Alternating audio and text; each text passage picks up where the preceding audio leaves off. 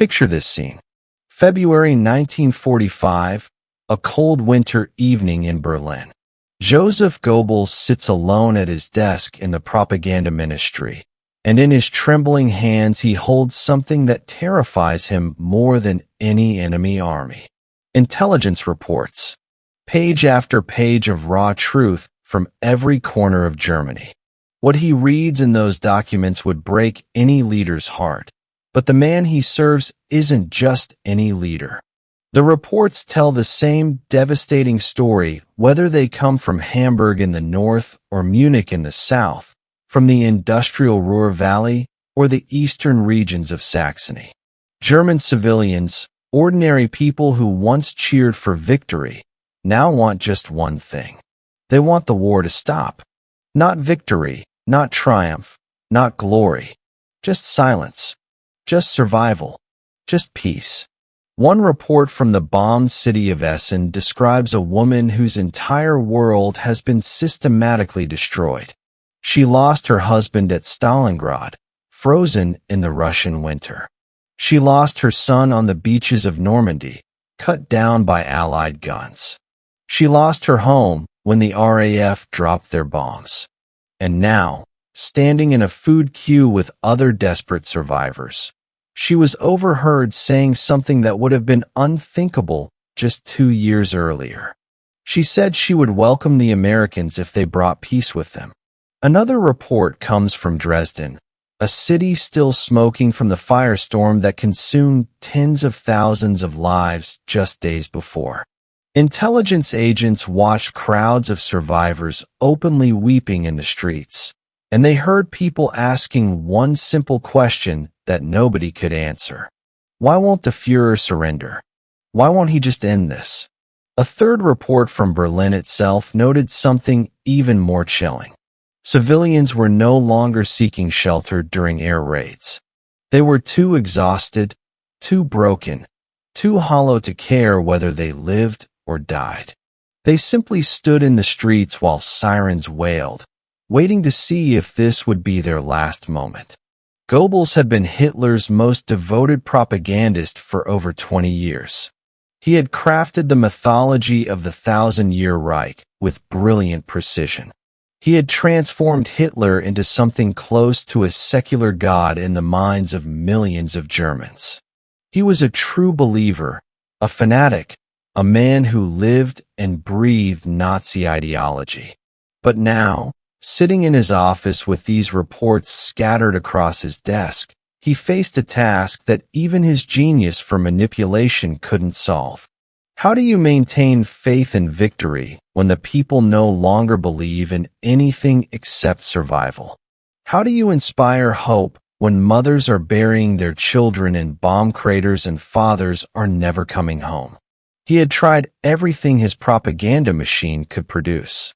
The newsreels still promised miracle weapons that would turn the tide. Radio broadcasts still spoke of imminent victory and enemy forces collapsing from exhaustion. Posters still showed heroic German soldiers marching toward triumph. But the gap between his carefully crafted words and the brutal reality of German life had become so vast that not even the most skilled propaganda could bridge it anymore. People were starving in the streets. Cities were burning night after night. The Red Army was crossing the Oder River, less than 50 miles from Berlin itself, and the Führer, the man who had promised to make Germany the greatest nation on earth, refused to even acknowledge what his war had done to his own people. The distance between Adolf Hitler and the German civilians he claimed to serve had been growing steadily for years, but by early 1945 it had become absolute and complete. Hitler hadn't given a public speech since January 1944, over a year of silence from a man who once commanded audiences of hundreds of thousands. He hadn't visited a single bombed city since the war began, never walked through the ruins, or met the survivors, or saw the children with hollow eyes. While ordinary German families huddled in damp cellars and crowded subway tunnels, listening in terror to the whistle of falling bombs, Hitler lived in. Heavily fortified headquarters surrounded by concrete walls and steel doors, completely insulated from the consequences of his own decisions. Goebbels gathered up the intelligence reports and prepared himself mentally for his daily briefing with the Führer. He had been documenting the collapse of civilian morale in his personal diary for months, each entry more desperate and more hopeless than the last. He knew exactly what Hitler would say because he had heard it all before, but he had to try anyway. The German people were breaking like glass under a hammer, and someone had to make Hitler understand this before it was too late. The pattern had actually started much earlier, long before the desperate winter of 1945. As far back as 1943, after the catastrophic defeat at Stalingrad where an entire German army was destroyed, the intelligence reports had begun noting a fundamental shift in how civilians viewed the war. The myth of German invincibility had cracked right down the middle. If the Wehrmacht could be defeated in Russia, if German soldiers could freeze and starve and surrender by the hundreds of thousands, then perhaps Germany could actually lose this war. But those early doubts were still mixed with genuine hope and faith. People believed Hitler would find a way out. They trusted in his strategic genius, in his legendary luck, in his supposed destiny to lead Germany to greatness. Then came Hamburg in July 1943, and everything changed.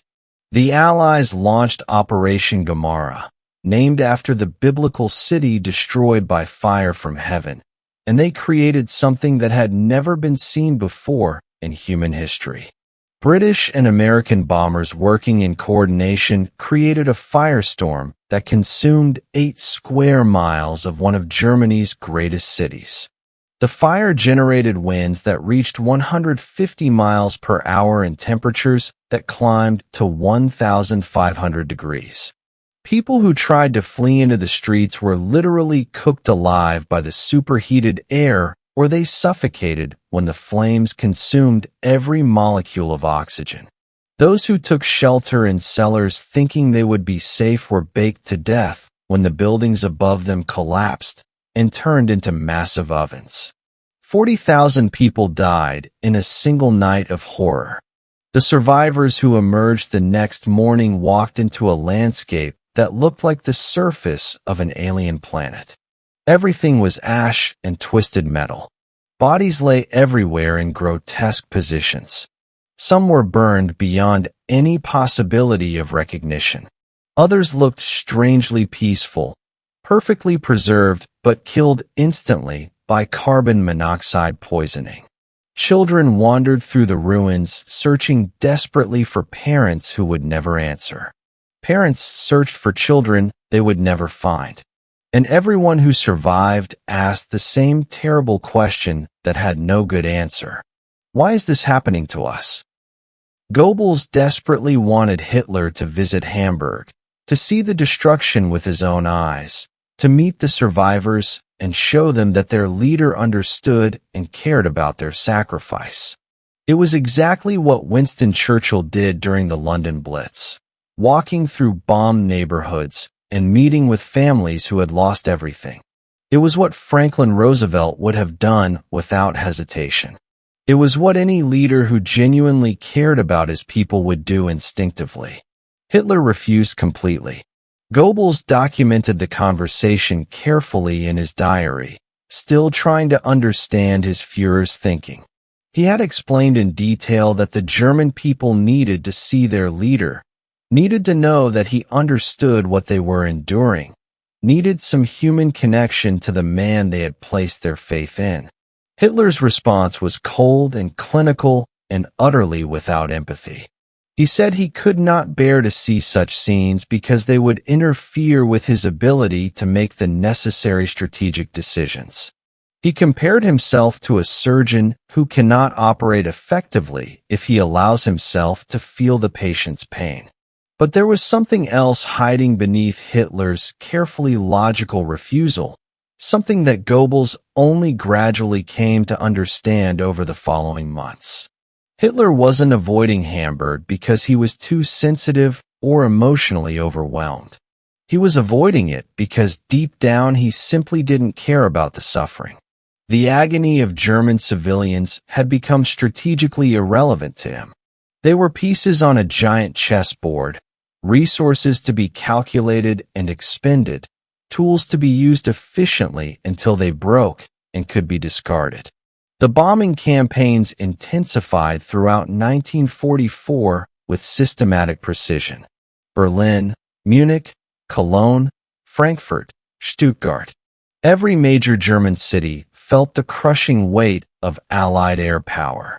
The Americans bombed by day with precision raids carefully targeting factories and rail yards and military installations. The British bombed by night with massive area raids specifically designed to break civilian morale by destroying entire neighborhoods. Between them, working in relentless coordination, they were methodically destroying Germany city by city, block by block, family by family. The civilian death toll climbed steadily into the hundreds of thousands. But these weren't just abstract statistics in a military report.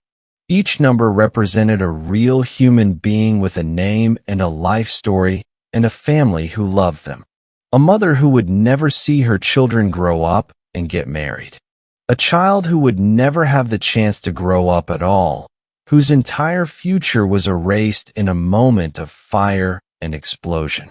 An elderly couple who had somehow survived the horror of the First World War only to be incinerated in their own home during the Second. And with each raid, with each 1,000 dead, with each new neighborhood reduced to rubble, the desperate civilian desire for peace grew stronger and more urgent. The intelligence reports documented this shift in painful and precise detail. People were no longer using the Hitler salute when they passed each other on the street. They were no longer donating to the various war relief funds. They were no longer volunteering for civil defense duties. Instead, they were hiding in cellars whenever possible, hoarding every scrap of food they could find, and whispering carefully to trusted friends about surrender and peace. These reports reached Hitler with regular frequency. Martin Bormann, his powerful personal secretary who controlled access to the Führer like a jealous guardian, couldn't completely shield Hitler from the intelligence summaries no matter how much he might have wanted to. Hitler read them himself or had them read aloud to him during briefings. He knew exactly what the German people were thinking and feeling. He knew they wanted the war to end at almost any cost. His response was not sympathy or understanding or any attempt to address their suffering. His response was pure contempt. Albert Speer, the ambitious armaments minister who kept Germany's war machine functioning far longer than should have been possible, witnessed this contempt firsthand during multiple encounters.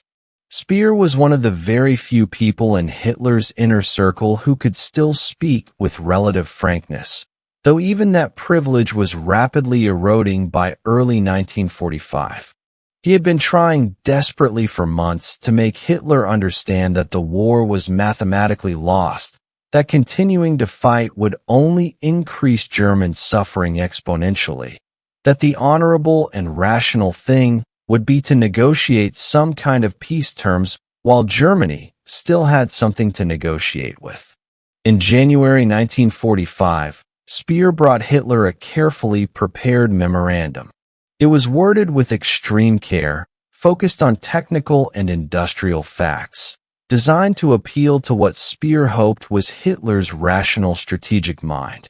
The memorandum laid out the industrial situation in stark numbers that couldn't be argued with.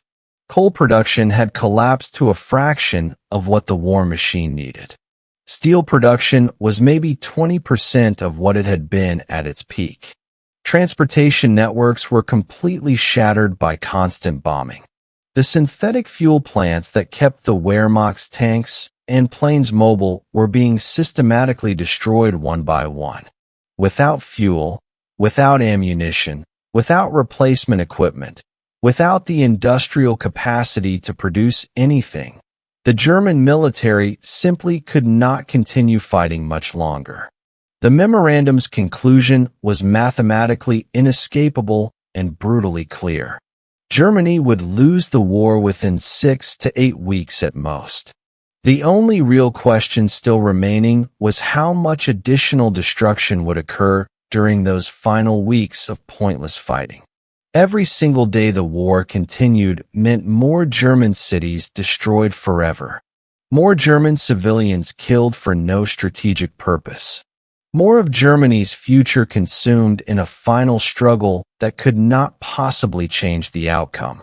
Speer had expected anger at the message. He had expected denial and accusations of defeatism. What he actually got was far worse than anything he had imagined. Hitler read the memorandum very slowly, his hands shaking visibly from the Parkinson's disease that was progressively destroying his nervous system and making him look decades older than his 56 years. When he finally finished reading, he looked up at Speer with those cold, pale blue eyes that had once hypnotized millions. What Hitler said next revealed the absolute core of his thinking about the German people. He said that if the war is lost, the German people will be lost as well, and there is no need to consider the basis of even a most primitive existence any longer. On the contrary, it is better to destroy even that, to destroy it ourselves. The nation has proved itself weak, and the future belongs solely to the stronger Eastern nation. Besides, those who remain after the battle are of little value anyway, because the good have already fallen. Speer stood absolutely frozen, struggling to process what he had just heard. This wasn't the response of a leader concerned for his people's welfare. This wasn't the reaction of someone trying to find a way to save German lives. This was the response of a man who had come to genuinely hate the people he ruled. Hitler wasn't trying to save Germany anymore.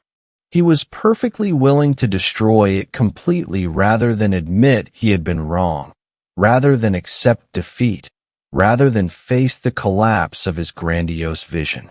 The ideology behind Hitler's shocking response had actually always been there, lurking beneath the nationalist rhetoric and the soaring promises of German greatness. Hitler was a committed social Darwinist who believed absolutely in survival of the fittest, in the idea that all of human history was essentially a brutal struggle between races and nations, and that weak peoples deserved to perish and be replaced by stronger ones. He had applied this merciless ideology to Jews, to Slavs, to everyone he considered racially inferior. Now, faced with defeat, he was applying that exact same ideology to Germans themselves. If Germany lost the war, Hitler reasoned with terrible logic. It proved conclusively that Germans were not the master race he had always claimed them to be. They were weak. They were inferior. They deserved whatever fate awaited them. And if they were going to be destroyed anyway by the advancing Allied armies, they might as well be destroyed thoroughly and completely, with absolutely nothing left for the victors to claim or use. This twisted thinking led directly to what became known as the Nero Decree, issued on March 19, 1945. The official title was the bland and bureaucratic-sounding Demolitions on Reich Territory Decree, but it quickly became known as the Nero Decree after the Roman emperor who supposedly played his fiddle while Rome burned around him. The decree ordered the complete destruction of all military facilities, all industrial capacity, all transportation infrastructure, and all communication systems throughout Germany. Bridges were to be blown up even if German forces needed them. Factories were to be demolished even if they produced food or medicine. Power plants were to be wrecked completely. Food stores were to be burned rather than allowed to fall into enemy hands. The decree's true purpose was not military in any rational sense.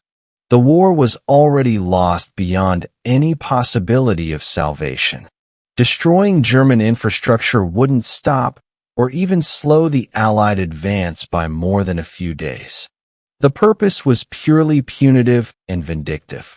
If the German people had failed to win Hitler's war for him, they would be left with absolutely nothing. They would starve in the ruins of their cities. They would freeze without fuel or electricity during the next winter. They would have no means whatsoever to rebuild their lives or their nation. Germany would become a complete wasteland, and the German people would suffer terribly for their failure to achieve victory. Speer was absolutely horrified when he fully understood what the decree meant in practical terms. He realized immediately that it was essentially a death sentence for millions of German civilians who had already suffered beyond measure. Without bridges, food couldn't be transported from agricultural areas to cities. Without power plants, hospitals couldn't function and people would die from preventable causes. Without factories, there would be no peacetime economy to provide employment and hope. Hitler was literally ordering the murder of his own people through the deliberate destruction of everything they needed for basic survival. Speer tried desperately to reason with Hitler one more time. He explained carefully that the Allied forces would need German infrastructure to govern occupied Germany effectively, that destroying everything would only make the occupation harsher and more brutal, that the German people would ultimately suffer more, not less, if the decree was implemented. Hitler's response was dismissive and chilling. He repeated his earlier statement almost word for word. If the war is lost, the people will be lost also. It is not necessary to worry about what the German people will need for elemental survival. On the contrary, it is best for us to destroy even these things, because the nation has proved to be the weaker, and the future belongs solely to the stronger Eastern nation. In any case, only those who are inferior will remain after this struggle, because the good have already been killed. The logic was absolutely monstrous, but it was internally consistent with everything Hitler had ever believed. He had spent 12 years telling Germans they were the master race destined to rule all of Europe and beyond. Now that they were losing, he concluded they had been unworthy of that destiny all along. The soldiers who died in Russia, in France, in North Africa, those were the best of Germany in his mind. Those who survived, the women and children and elderly people huddling in cellars and praying for peace, they were the weak ones, the inferior ones, the ones who deserved to perish. This is what Hitler truly said when German civilians begged him to end the war and save what remained of their nation and their lives. He said they deserved to die. He said they had proven themselves weak and unworthy. He said the future belonged to stronger peoples who had defeated them. He said it was better to destroy Germany completely and utterly than to preserve anything at all for the survivors. And then, in those final months, he tried his absolute best to destroy as much as he possibly could before finally destroying himself, leaving the shattered German people to face the consequences of his hatred completely alone.